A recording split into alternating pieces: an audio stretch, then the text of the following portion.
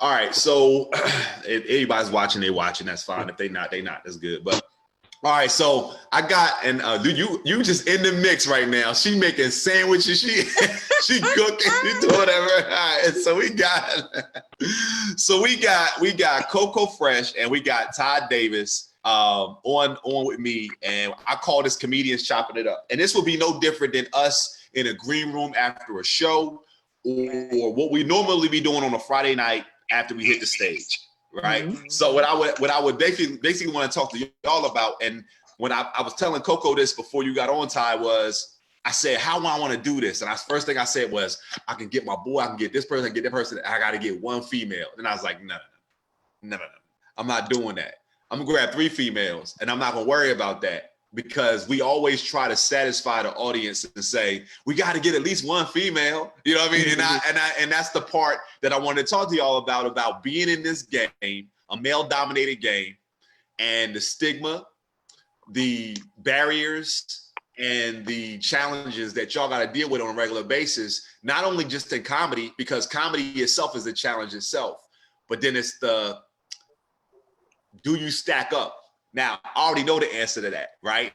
But the fact that when y'all walk through the door, there's always an attitude of, why she get to go up?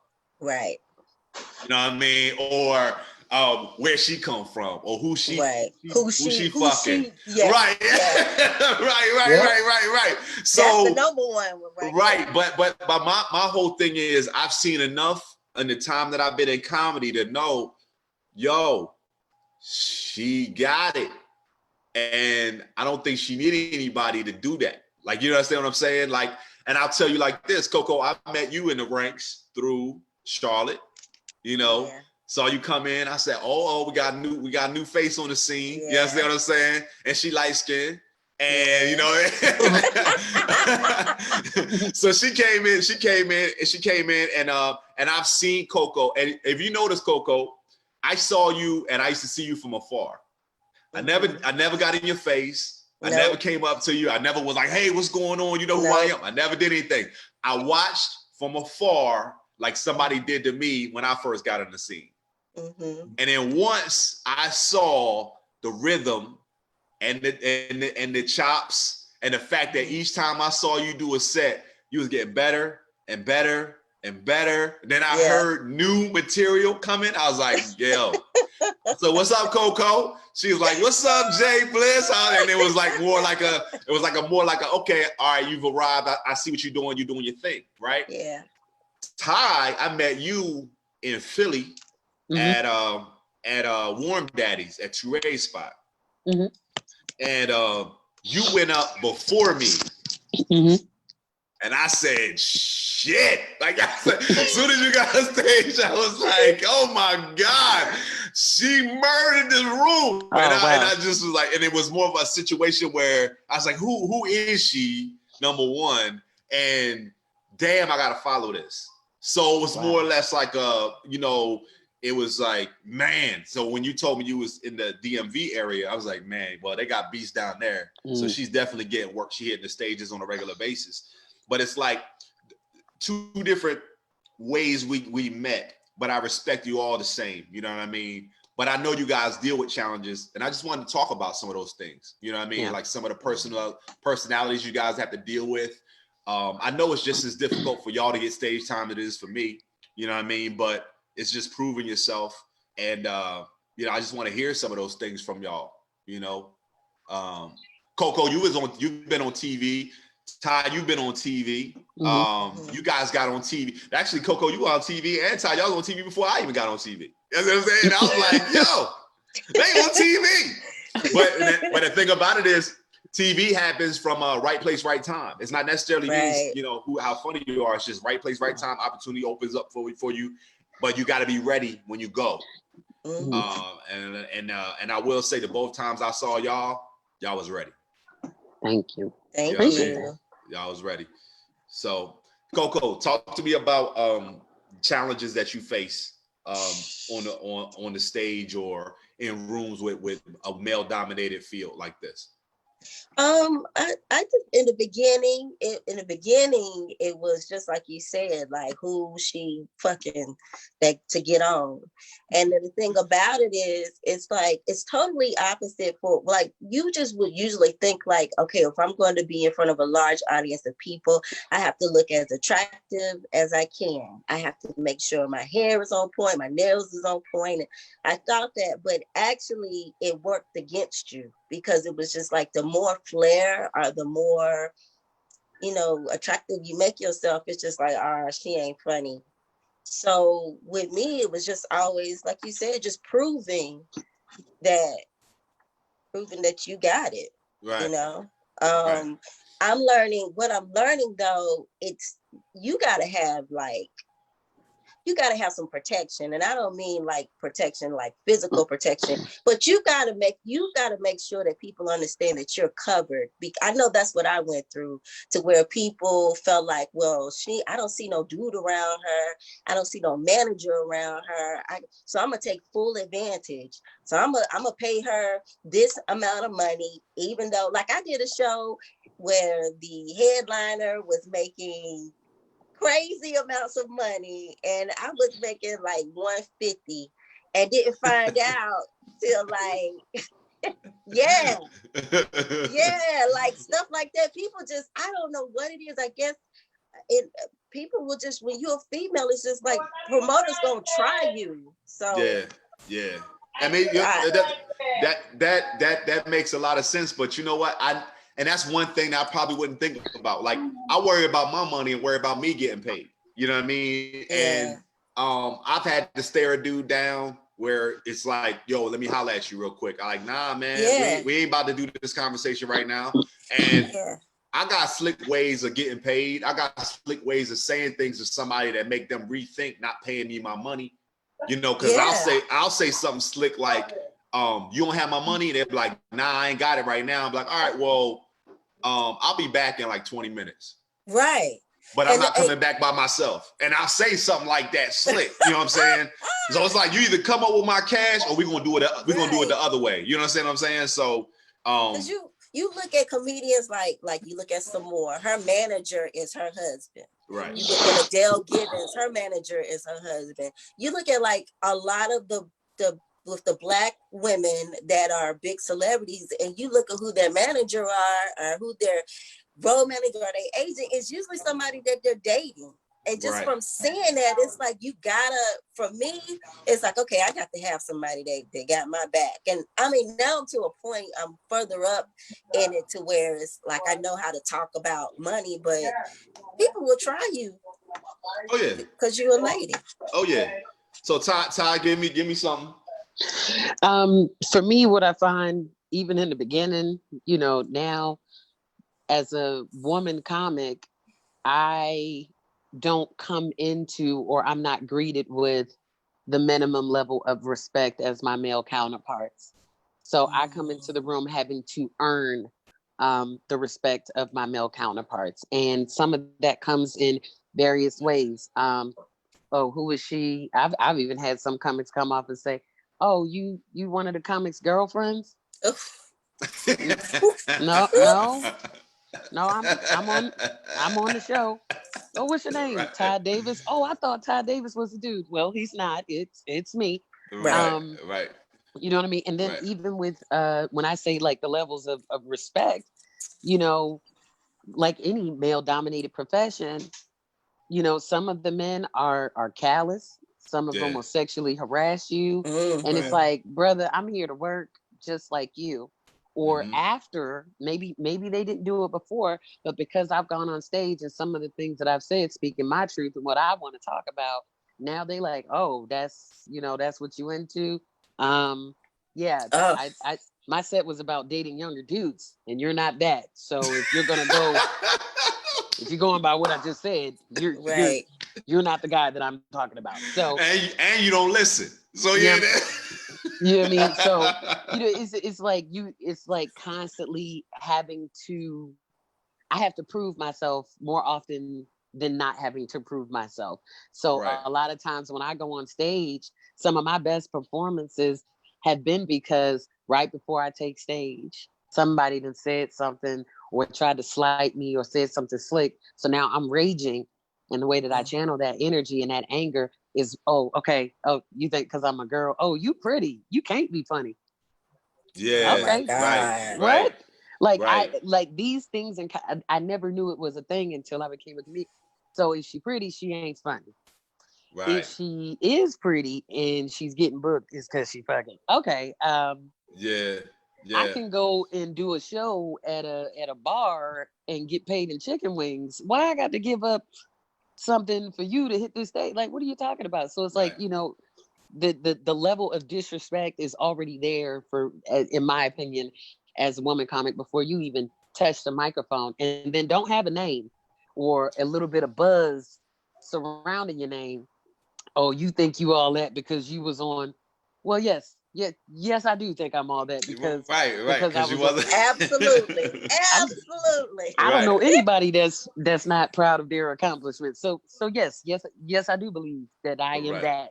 You know what Right. I mean? So it's a lot of times where, you're having the conversations with, and it's not just men. There's other Yeah. women comics that are, Mm-hmm. look at you like, oh, you the new piece that's in town. Yeah. If that's what you got, I don't live here. I'm only here for the night, and then I'm getting back on the road and I'm going home. You know what I mean? Right. So Yeah. it's a lot of competitive stuff from the males, and then there's a lot of competitive stuff from the females. I've been kicked off of shows. You know what I Yeah. mean? And then there's times when I'm booked for shows. The conversation sometimes when I'm booked, it's not, hey, I got your number from Jay Bliss or Coco Fresh. It's, hey, I heard you was a comic and I need a female on this show. Oh my Yeah. God. So yeah. Do So you need her to be funny? let's talk about that. Let's talk about that right now. I'm glad you said that. So let's talk about that now. So if I would take that as, nah, bro, I don't want to do your show. Like, I wouldn't even care what the show was. I don't want to do that show. I need a female, so yeah, I called you. That Well, to me makes it sound like I don't have anybody else, so yeah, you it. yeah. Well, I And used to be emotional in my uh-huh. reaction to stuff like that. And now what I have done in my healing and my mental health journey, I don't know if you guys knew, but May is Mental Health Awareness Month. Um, as I have evolved in my own healing, when I get those phone calls of the person say, hey, I need a female on the show. Okay, cool. I add a luxury tax because the disrespect. So now I'm gonna upcharge you for the disrespect.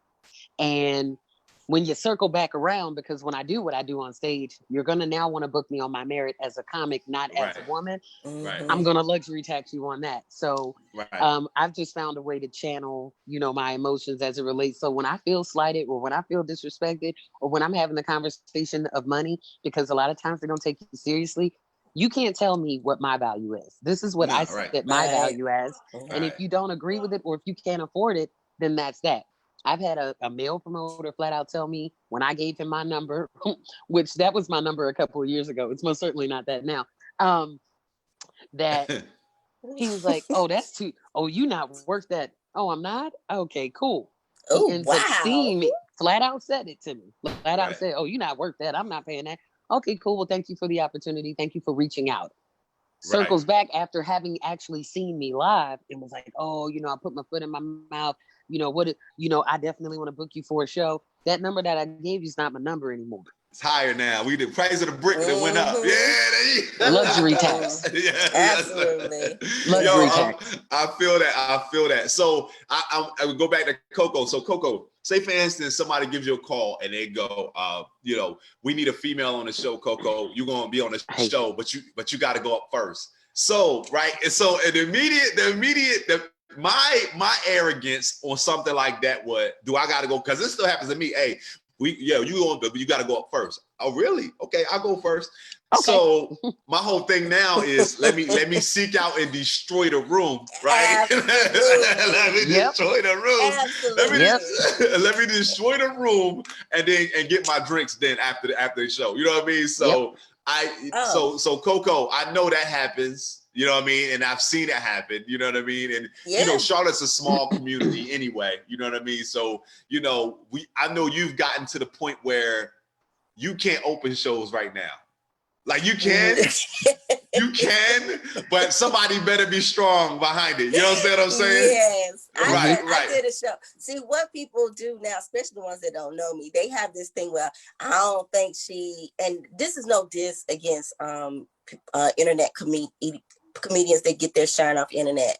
Some of them are the dopest. Some of them, they just need to just stick to internet. Right. So I got thrown on a show with a bunch of, this has happened a number of times. I've got thrown on a show with a number of one show, and all of them were online comedians. And they were like, oh, well, since she ain't known, we just gonna have her host the show. Mm-hmm. Oh. And I had to break up each. You do your set in between. Right. By the end of that show, everybody was like, "You was the best one on the whole show." I'm used to that. I love that. So I get a rise off of that. I destroy it. Yeah. Right. I'm like, I'm gonna burn that bitch down. Yeah, absolutely. So, you're supposed to. And it's funny. It's funny, man. I know there's that stigma there. I know there's that challenge there, and it's hard enough as it is. I mean, it's hard enough being a Black comedian, but then it's hard enough now. It's like double the challenge with a Black comedian and a female comedian.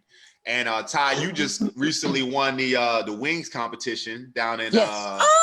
Yes, I did. Hey, Ty, yes, I gotta talk to you after this, okay?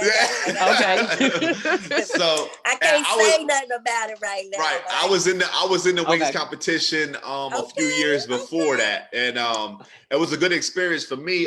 Except for when I went to LA, I didn't really enjoy my time out there, but that's a good experience. But the fact that you actually went out there and won it, you know what I mean? And I think I might be wrong, but in the finals, I think you was the only female. I was.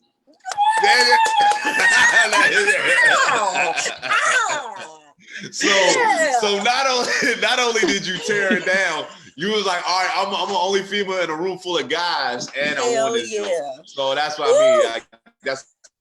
That's what I'm talking about. You know what I mean? The backstory behind that, is crazy, because when we did the semifinals, when we had to go out to LA, it was 10 of us, but of the 10, there were only 2 women, myself and another young lady. And I remember when they announced and they told us, and I was like, dang, it's only 2 girls. I'm like, they could only find 2 girls, so I'm conscious of, it needs to be more of us, it needs to be more women. And, when we did the semifinals, I advanced and the other young lady didn't. So it was like, dang, now I feel this weight. It's this I gotta put on for us. And a lot of times, I'll get inside my own head. That may not even be the situation, but I'll hype myself up and put all of this energy into me so that I can be best. There were 4 other men on that lineup. I love all of them. They're my brothers. I kicked their asses though. Body bag. But it was some of the treatment that I was getting, initially, it was like, oh, you ain't even been doing comedy that long. I still earned the right to be here. And then somebody was like, oh, well, they was gonna let a girl get on anyway because they had to diversify the lineup. So it was those whispers that, so you saying the only reason that I'm here is because they had to put a girl on? Right. Okay. Okay, cool. So now it's all of the stuff that's going into the night of that performance. I'm in my head. I'm like, well, I'm the only girl, so I got to look the part. Right. I gotta be dressed nice, and I gotta, what I mean? So it's all of this stuff is going on into that. I'm like, dang, I need to get my face beat. I need to look like a star. I got to do all of this extra preparation because I want to sell this package. I think I look nice with my regular hair, but this was an opportunity where you have to outshine these bitches. You know what I mean? So, so I did all of that preparation. Mind you, on a more personal note, I'm transparent. It was that time of the month for me. I get it. I'm with you.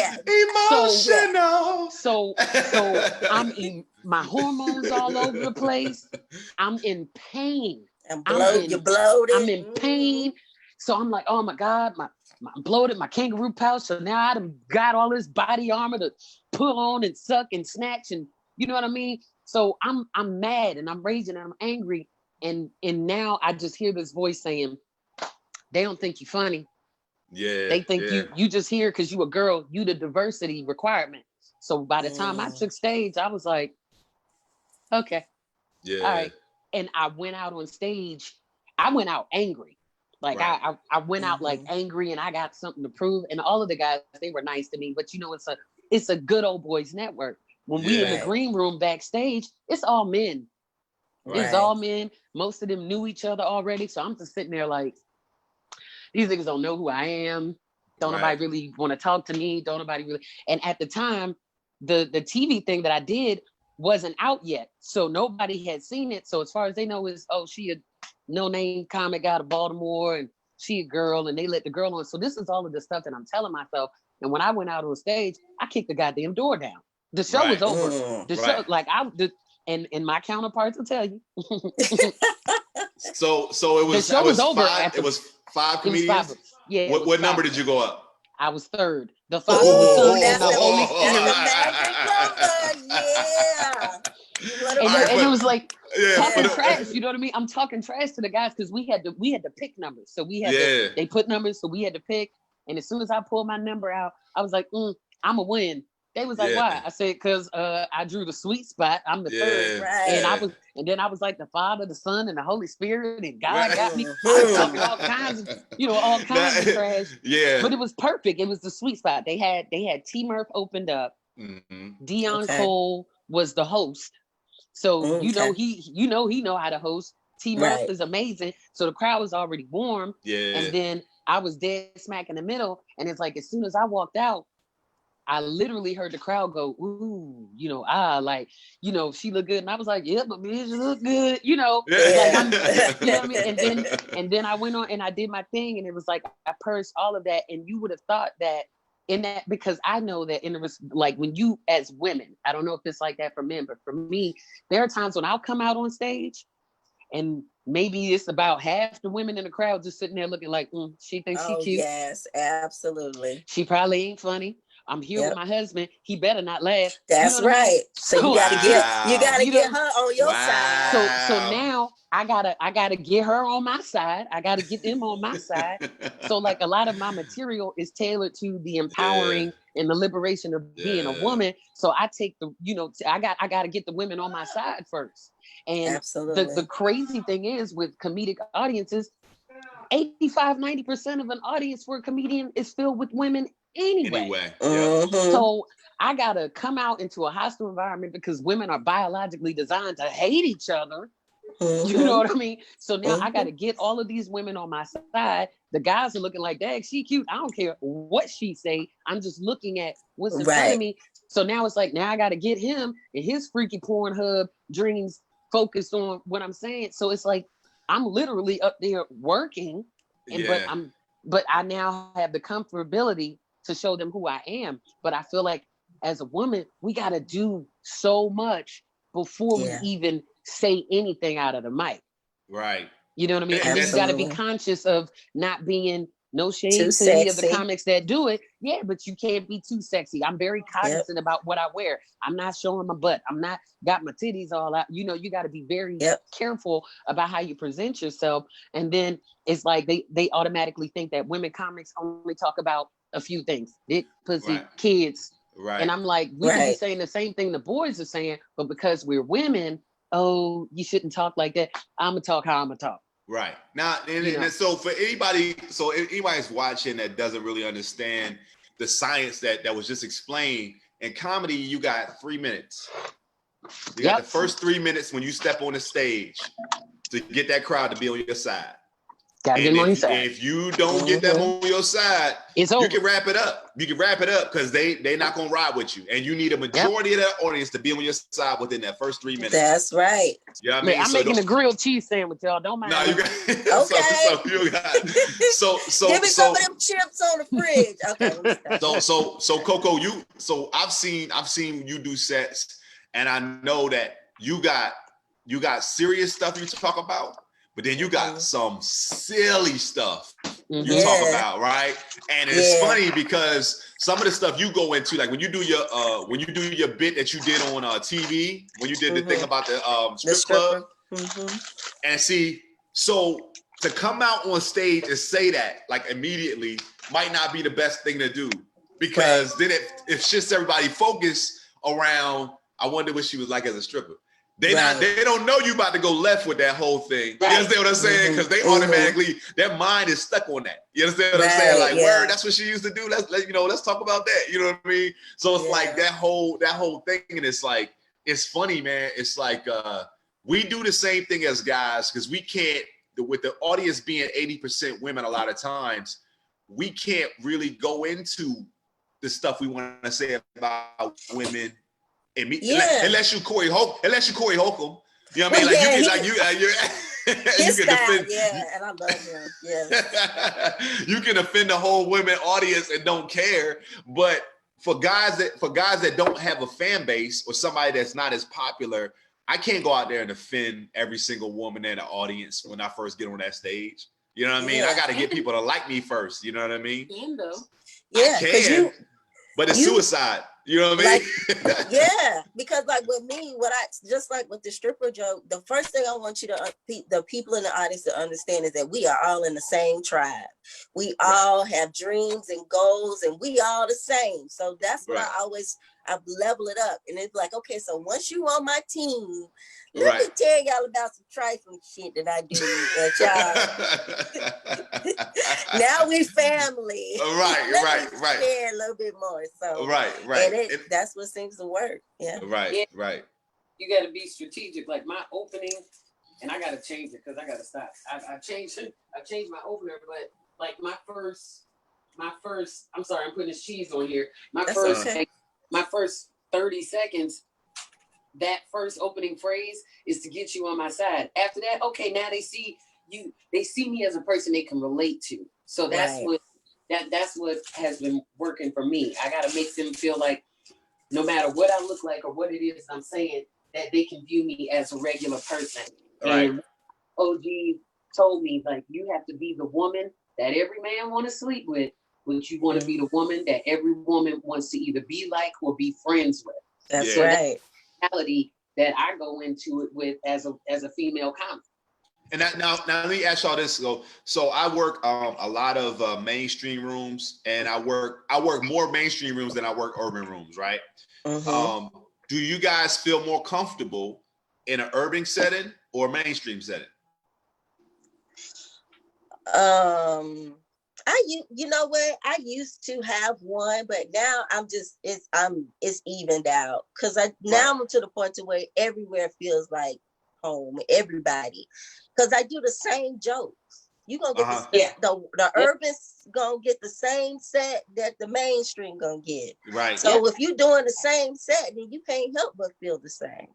Right. You know, the reaction may be a little bit more different. You know, urban, they gonna be a lot more animated with their reaction. You may get some talk back. But you gonna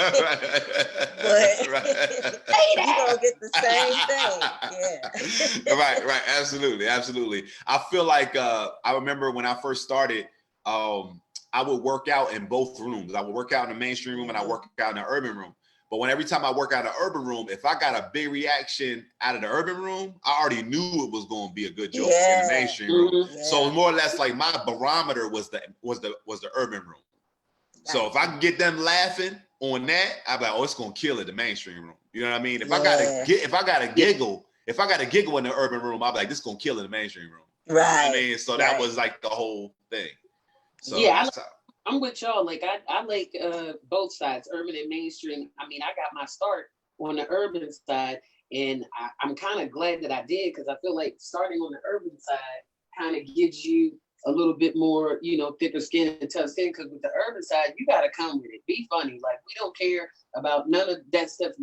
Be funny, and if you're not, we might beat you up afterwards. You know what I mean? Right. But with the urban side, when I started to do mainstream shows, there were, different nuances. It was like, oh, they're more patient. They're gonna wait for the setup. I can take that. You know what I mean? And then I started to see other comics like Ali Sadiq. It don't matter if he in front of urban or in front of mainstream. He goes at whatever speed and whatever pace he wants to. Right. And it was then that I realized that I control this room. Right. This room I control, and I'm inviting you into it.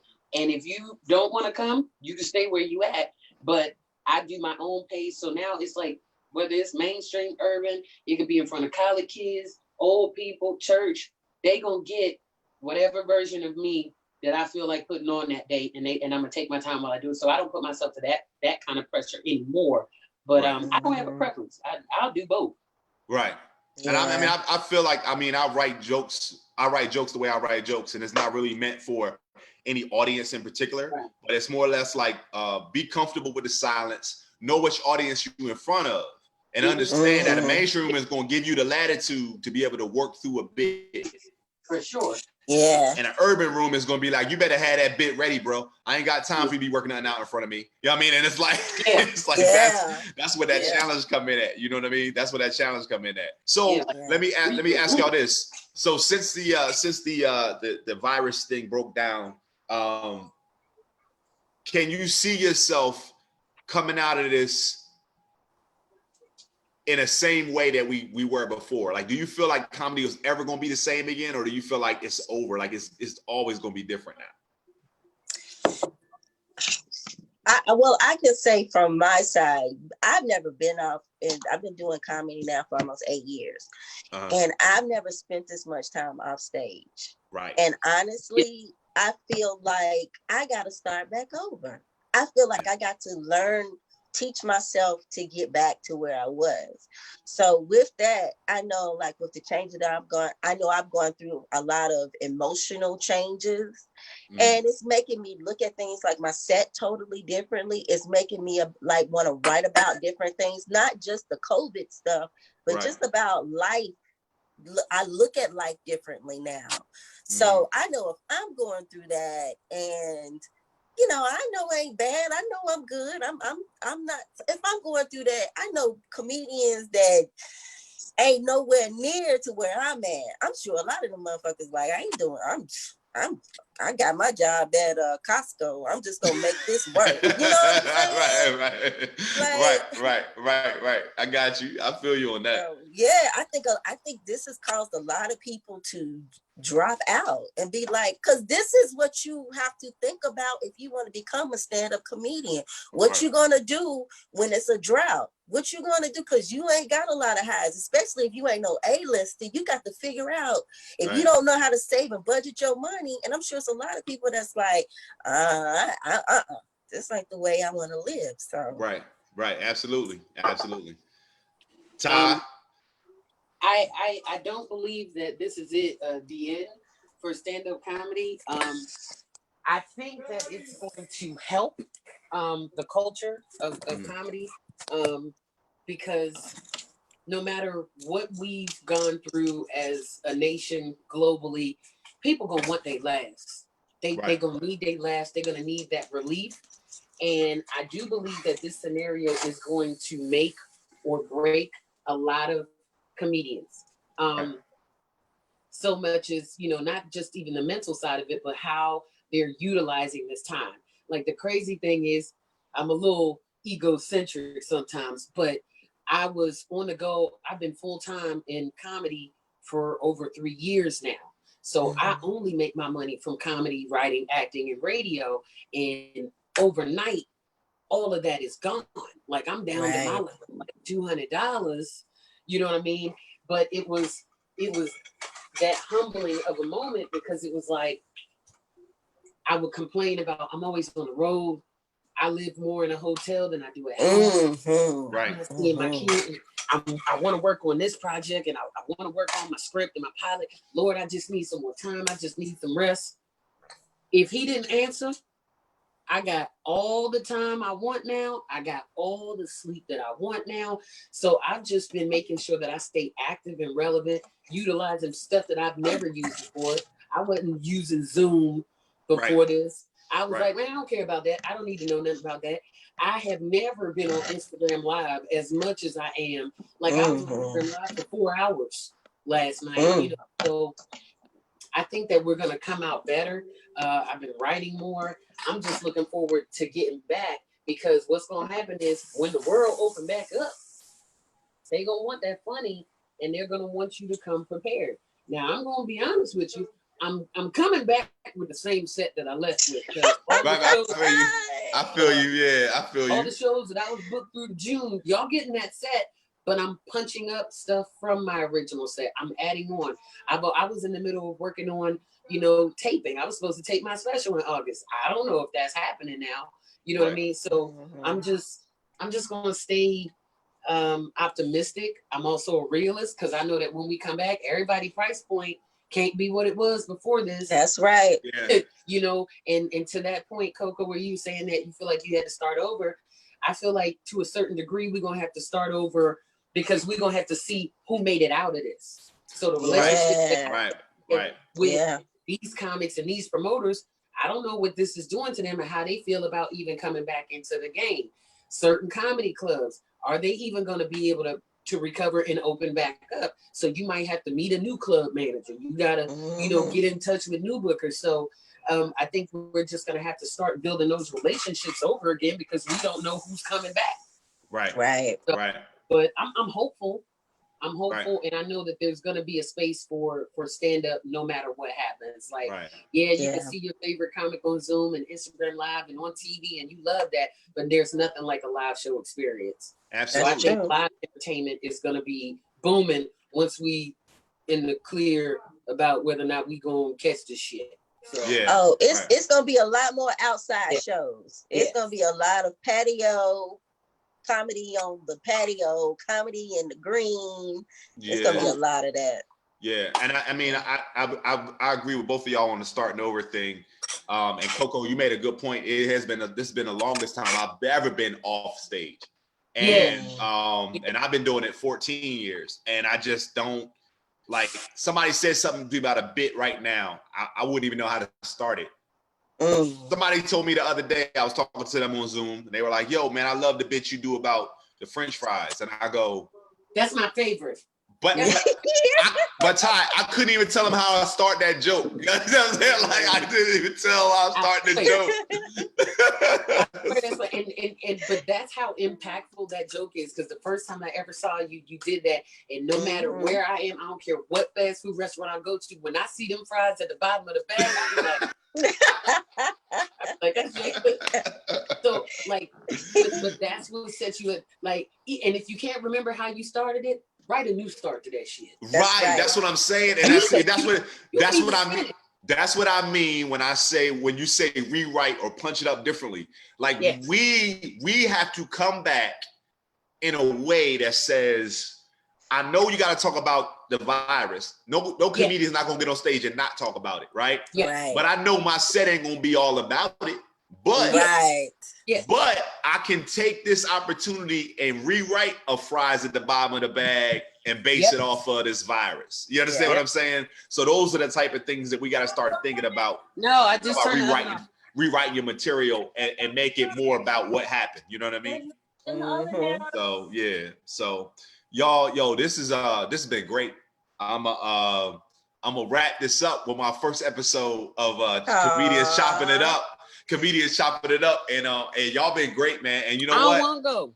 Listen, we can keep talking if y'all want. Nice. We can keep talking if y'all want. I'll put it like this. I feel like if this like is something that people are responding to, because I'm not looking at the live feed right now, but if people are responding to this, obviously I'm gonna do it again.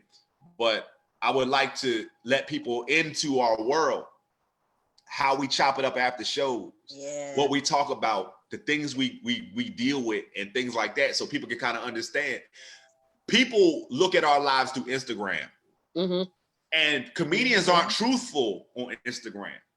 A comedian will put on Instagram and go, "Lord, God bless me for a sold out show," but he take the picture in the green room, and I go, man, show the audience.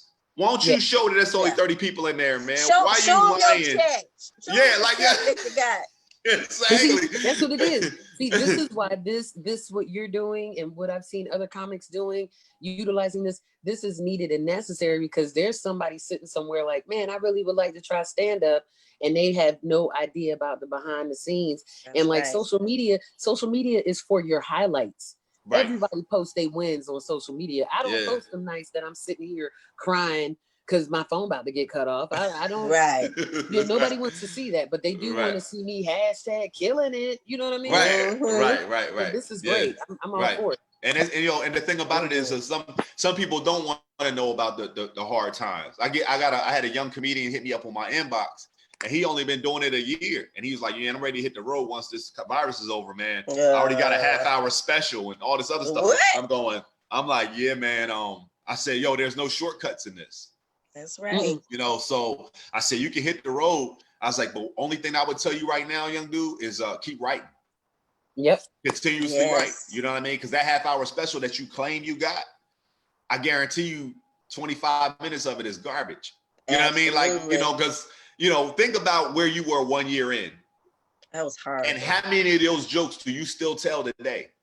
I don't even know what I said. That's what I'm saying. That's what I'm saying. So, for somebody that only been doing it for a year and think that they're ready, I go, nah, man. Like, yo, you are the age you are within the game.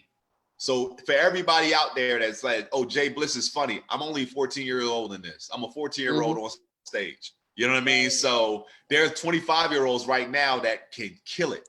Yeah. And I can kill it as a 14-year-old, but I ain't a 25-year-old. You understand what I'm saying? So and that's where it's like, I'm at the point now where I get on stage and I'm very comfortable with silence. I can sit there for a whole minute and a half and look at the audience and not worry about anything that's going to happen and go, I'm not ready to tell a joke yet. Yeah, you know what I mean? Silence means they listening. Yeah, but I still have my times when I still battle with that, even though I understand the concept.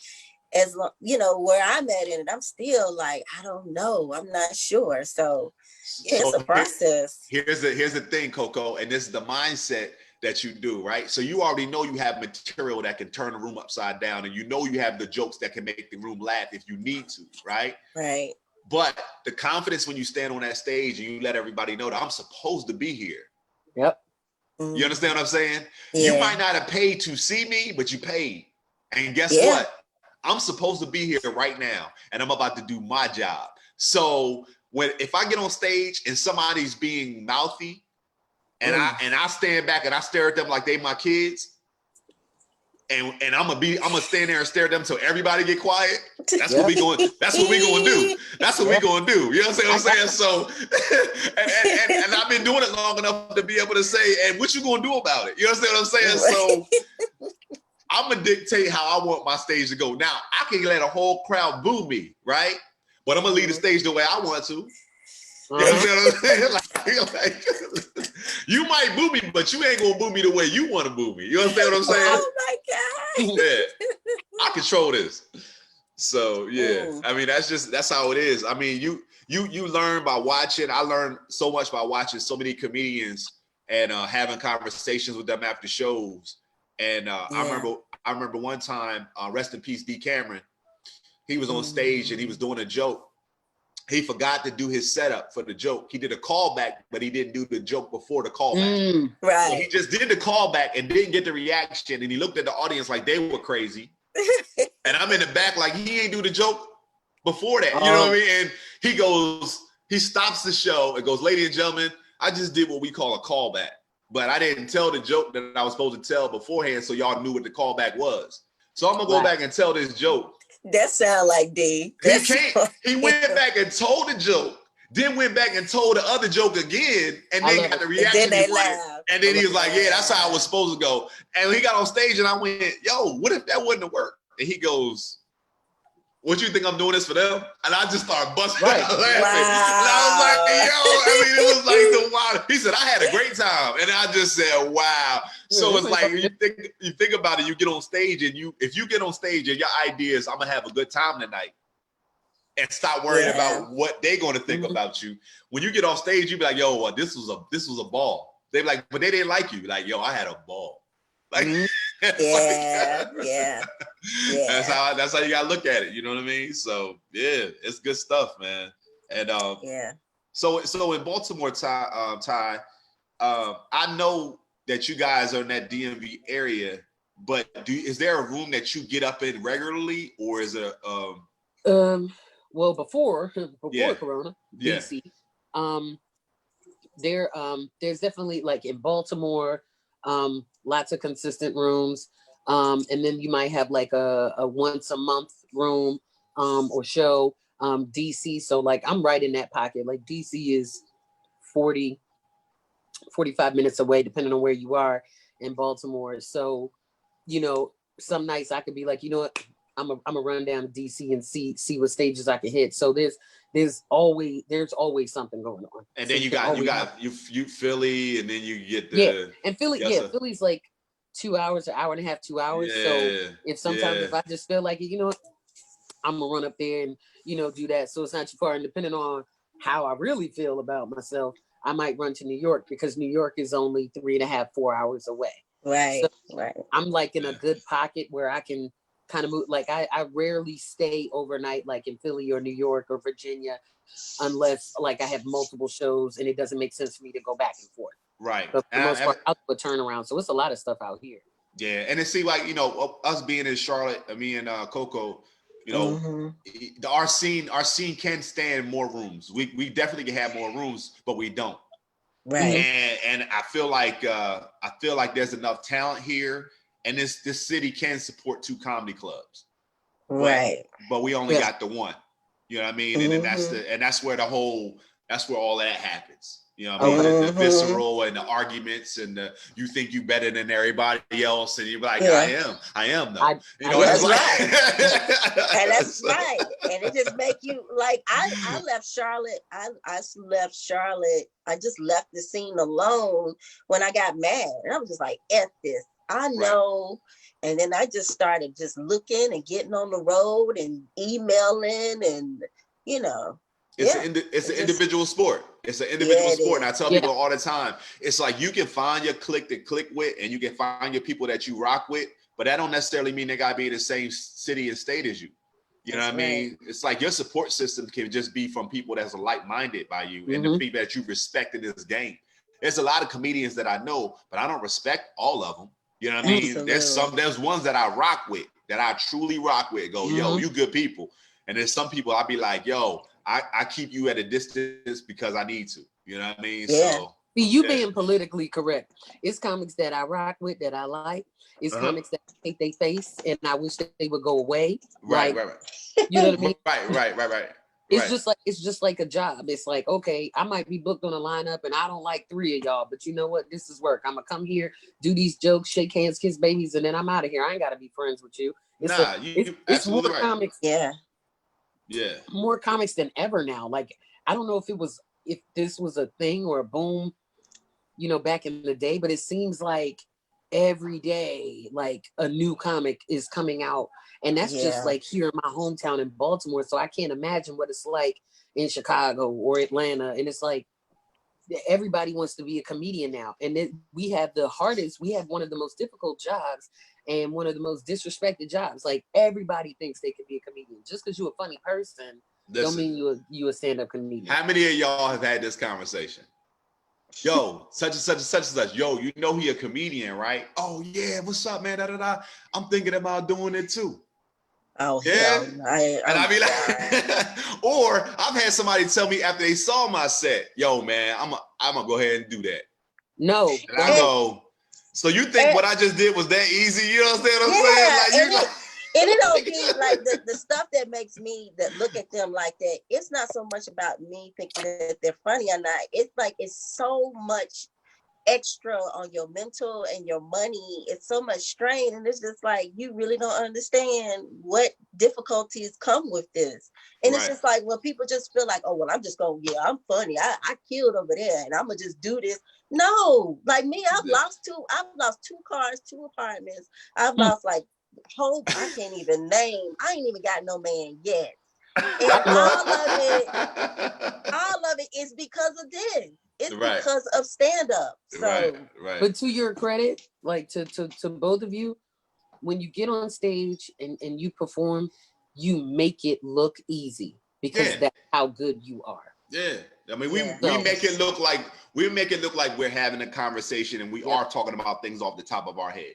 And when you make it look that effortless, people do have the idea of, hey, I can go up there and do that. You know what I mean? But then they don't realize all the work that it takes. They don't realize it takes 8 years or 14 years or 10 years. They don't know that it takes that long for you to feel that comfortable or look that comfortable on stage. Yeah. You know what I mean? And I don't know if, like, I have guys that come on to me thinking that I can put them on. Like, that's something I never thought I would experience.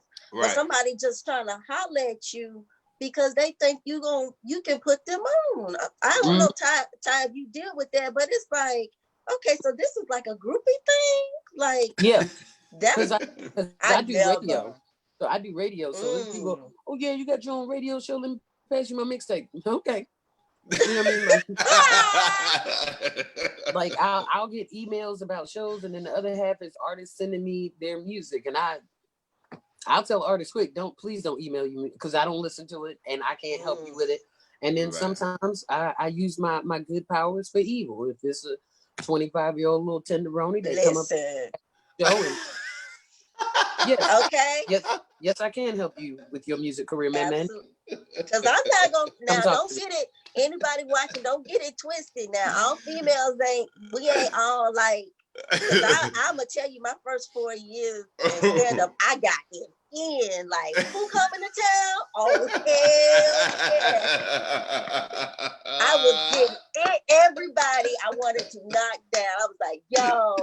But our groupies, like female groupies, ain't like that. You know what I mean? Like that's one part. That's one side of the game that I'm jealous of. The male comics have better groupies than female comics. Yeah. Because sometimes our groupies, like I had a female groupie one time. I thought she was the homie. She wasn't here for me. She was here for the game. She just wanted to use her access to get in. And I'm like, dang, I thought she liked me as a person. Nah, she was trying to get them other niggas that you know. Right. But see, I guess my groupie game got up a notch because I was already like, I was a chick before I became a comedian. I was a chick sitting on the front row at the comedy shows. That was me because I had a thing for comedians. But then once I got in the game, but once I got in the game, I was like, oh, I can get in the green room. So I took full advantage of that. But then when you just figure out like, dang shit, you're like, okay. But then you started. So when did you start realizing you're not supposed to date comedians? Oh, I knew that from the very beginning. Well, no, Coco. Okay, so it was this one comedian I was into, right? And I was popping hard. Like I was getting some hard radio time. I was getting some, and I felt like when I would get things in the beginning, it was just like, yeah, I got that. And he'd be like, yeah, babe, that's what's up. Like, and then after a while, it was just like, after when something else would come, it was just like, basically, God, he would get jealous. Yeah, that I would get more. And then I thought, well, we dating each other. Okay, well, you on the road, I'm automatically gonna be your feature. Nope. I ain't getting no work. Put me onto some work. No, just because I'm cheating don't mean you're supposed to be. Don't date comedians. Listen, I'll tell you right now, it's funny to me. I don't care how fine you are. I don't care how good you look. If you're a female comedian, I'm not dating you. I'm not dating you because I'm gonna tell you right now, you can't want more attention than I do. You're number one. Number two, we are not competing on stage. No. I'm not gonna be sitting here in bed with you and you trying to chop up jokes and you try to stop material on me. That's not gonna happen. I'm not doing that all day, all night long. You understand what I'm saying? So it's like, I came in and like we could be the comedy dream team. It don't work. No, ma'am. It don't work. It don't work. It don't work. It don't work. Now I want a regular ass construction working dude. I want a dude that don't even have social media. Like I just need somebody. Right. I tried it. Yeah. I mean, I don't. Yeah. Yeah, I think women comics are some of the funniest people ever. But I can't date them. I just can't. I can't be silly all the time with you. Like I can't do it. I can't do it. Some days I want to get up and I want to be the silly one. You can't be silly with me. But you know, I think most. But y'all know most comedians, like with me, when I get off stage, it's like the light switch turn off. Right. And you know, a lot of people think that because you dating a comedian, they're gonna have me laughing all the time. And it's no, nah. Nah. Ask my ex-wife. She don't think shit funny no more. You know, I'm like, right. that ain't funny. That ain't funny. You know what I'm saying? Yeah, that ain't funny at all. You know what I mean? So it's like it's a good thing, man. I mean, I feel like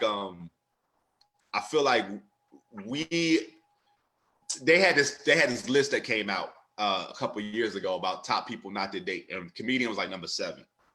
And it was so funny because I was like, man, it's a hard business. Number one, because we talk about the financial difficulties. Oh my God. And then you know, the fact that you can't get on stage and the need that you have to be on stage. You understand what I'm saying? Because what people don't understand is that high you get, man, from the stage. Yeah. Better than any weed. It's better than every crack, cocaine, anything you can't think of. And I gave somebody an example this one time. The very first time I went on stage, I didn't go to bed until 5 o'clock that morning. The next morning. I was too high. I could not get down off that high. You understand what I'm saying? You was replaying it back in your head over and over again. It was an adrenaline that was just going. It was getting stronger as the hours went on. You understand what I'm saying? So there was no way I was gonna go to sleep. I couldn't even shut my eyes. That's how hype I was.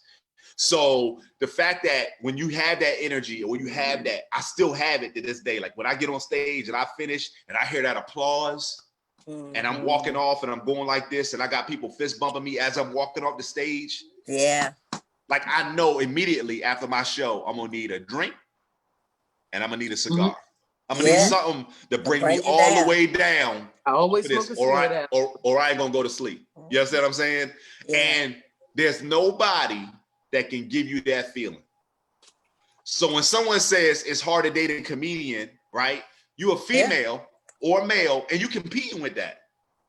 I'm not. Yeah. You competing with that. So a guy come home, he got done with the show. She like, well, ain't you happy to see me? I'm like, I'm already happy.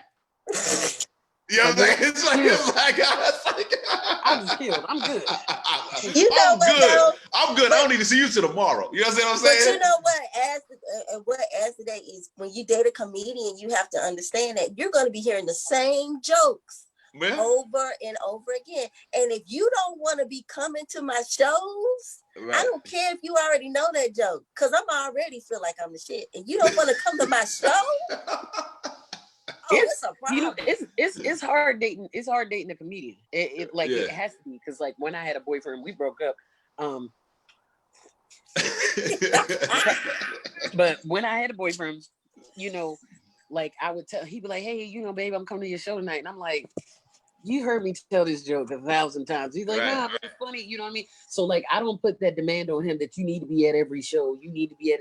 I don't even want you to come to the open mic. That's the gym. I'm working out. You know? Right. You know, but now the big ticket stuff, you better be there. Yeah.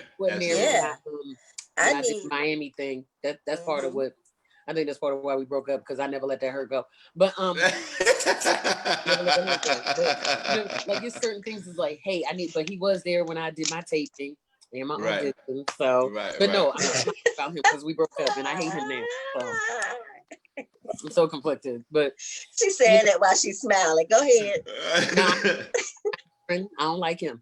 But you know, it's just it takes a special part. Like comedians are the most sensitive, egotistical, narcissistic beings that humans will ever meet, because we have the responsibility of bringing joy and laughter. And if you think about it, most comedians are actors, because it don't matter if you having a bad day or whatever. When it's time for you to do your set, you have to put whatever that is to the side and you have to act like you know, you're in that moment. So I think that's why a lot of comedians transition over to acting and they do well, because they're already doing like this daytime. Like you ever be out somewhere, you walking around, somebody see you and they remember your show, or you go on live and they say one of your jokes to you, like, hey, what's going on with Clarence? First of all, you don't know me. Then I'm like, wait, they got that from a joke. And you have to remember that they know you as that joke, that comedian on stage.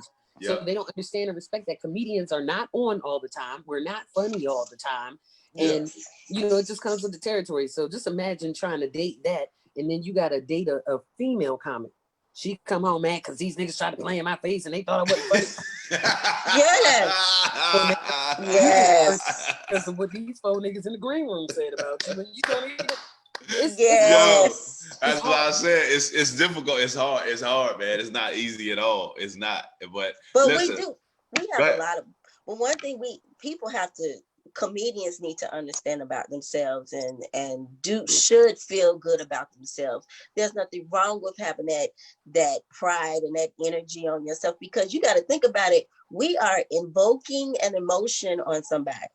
Mm-hmm. They don't come in there happy and laughing. Right. They saw it's something that we said that made them feel an emotion. That's very powerful. Right. So we have a lot of responsibility in our hands when we are on that stage. Yeah.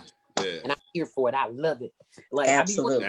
Like I'm be honest with you, I've quit stand up probably 35 times this year alone. Like, you know what? I quit. I'm going to get a regular job. Right. But it's the love of the craft. I'm gonna tell you that the thing you said about the regular job, right? Mm-hmm. You would hate it in an hour. No, you would hate it in an hour.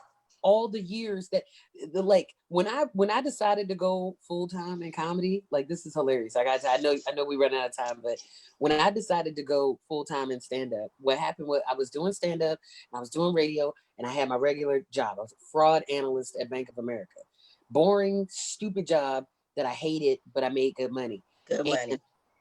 I had gotten sick. I had kidney stones. I had kidney stones real bad. And my doctor at the time, she was the best doctor in the entire universe. Because I was like, man, I got kidney stones. And she was like, oh, you catch public transportation? I was like, yeah. She was like, I'll put you on short-term disability. Don't worry about it. And I was like, so I went on short-term disability. The period of time that I was on short-term disability, I'm supposed to be in the house. I'm supposed to be rested. After I passed them kidney stones, I was fine. You hear me? I was at the open mics. I was at the comedy show. I was everywhere. And it got to a point when I was supposed to go back to work, I just never went back. Yeah. I just never went back. Yeah. And I walked, and then that's when I started it forced me to really kind of take my comedy career serious. And because this is how you eat. Oh, your car insurance is due. You need to go and do this show. Oh, you need to do this weekend. So it forced me to really pursue my passion, because you think about it, we give 8, 10, 12 hours a day to somebody else's dream. And then we barely got 2 or 3 hours to put into our own dream. So that's why I did it. And it's like now, even through this pandemic, I'm sad I ain't got no money and all of that. But there's nothing else I'd rather do than, in the absence of me being able to get on stage, being able to talk to other comics about comedy. Like that's something to me. Yeah. And you like I said, you ain't out there by yourself, because I was product manager for Treasury at Bank of America. So and it's 4 years for me. So I already know. Yeah, so I already know. So I'm gonna tell y'all this before we leave. Y'all shout out to anybody that's watching y'all social media so that people can follow y'all. And I'm telling y'all now, follow these young women. I'm telling you right now, they are funny.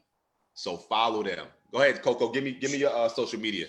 Hey, follow me on Instagram. It's long. It's Coco Fresh Comedy and Tarot, because I read tarot cards. So if you want to get you a reading, let me know. I can tell you what's going on in your life. And also follow my page on Instagram. It's under Comedian Coco Fresh. I need some more followers, because. Okay. All right. Yeah. Followers get you money. That's all I can tell y'all. Followers get you money. And Ty, what's yours? I'm universal across the board. So Instagram, Facebook, Twitter, comedian Ty Davis. Oh, I see it at the bottom there. At the bottom of your screen. Yep. Okay. Mm-hmm. I'm so lame. Comedian Ty Davis on Instagram, Facebook, and Twitter. My personal Facebook page, I'm gonna be honest with you. If you send a request to that, I'm not going to accept it. But like my comedian page. Comedian Ty Davis page for Facebook. That's what you want to follow. Right. I also have a podcast. If you have an iPhone or an Android, it's on the Google and Apple podcast apps. It's called the Lost and Found podcast. You put in Ty Davis, it'll come up. Or you can download the Anchor app. You can listen to it through there. The link for my podcast is in my Instagram bio. And when I go back to work, I also have a radio show on DPLR on Monday through Friday from 11 to 2. And check out my website. Ain't really much on there because I've been deconstructing this since the pandemic, but I'm gonna be updating my website. Comedian Ty Davis across the board is where you guys can find me. No doubt. Hey, y'all, this has been a great first episode. So y'all done raised the bar, and look for an email or inbox or something, because I'm gonna have to bring y'all back. I'm either gonna bring y'all back on here, or I'm gonna bring y'all on my podcast. So it's gonna be one or the other. All right. I'd love to. No doubt, y'all. Appreciate y'all. Y'all have a good evening. Appreciate y'all. Right. Bye, y'all. Bye.